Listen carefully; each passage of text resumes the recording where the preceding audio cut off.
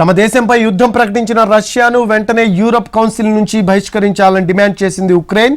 Europe హక్కుల సంస్థలో ఉండే అర్హతను రష్యా కోల్పోయిందన్నారు ఉక్రెయిన్ ప్రధాని డెనిస్ స్మాహల్.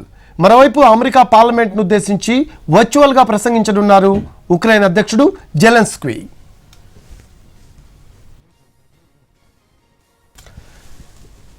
ఉక్రెయిన్లో భీకర యుద్ధం జరుగుతోంది. మరియుపోల్పై పట్టు సాధించేందుకు రష్యా బలగాలు విరుచుకుపడుతున్నాయి. రాకెట్ల వర్షం కురిపిస్తున్నాయి. ప్రస్తుతం మరియుపోల్ నగరంలోకి పెద్ద మొత్తంలో రష్యా బలగాలు చొచ్చుకెళ్లాయి.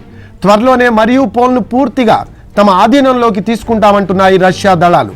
పరిస్థితి చూస్తుంటే మరియుపోల్లో ఎటు చూసినా జెడ్ మార్క్ గల వాహనాలే కనిపిస్తున్నాయి. రష్యా వాహనాలపై సులువుగా గుర్తించే విధంగా జెడ్ మార్క్ వేశారు. తర్వాత ఒడెస్సా నగరాన్ని వశపరుచుకోవడం లక్ష్యంగా పెట్టుకుంది రష్యా.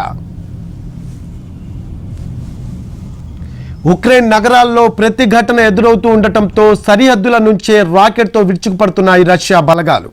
ఉక్రెయిన్ దళాల స్థావరాలపై బాంబుల వర్షం కురిపిస్తున్నాయి. ఒక్క అంగుళం కూడా వదలకుండా రాకెట్లతో పేల్చివేస్తున్నాయి. జనావాసాలే లక్ష్యంగా ఫిరంగులతో విరుచుకుపడుతున్నారు రష్యా సైనికులు.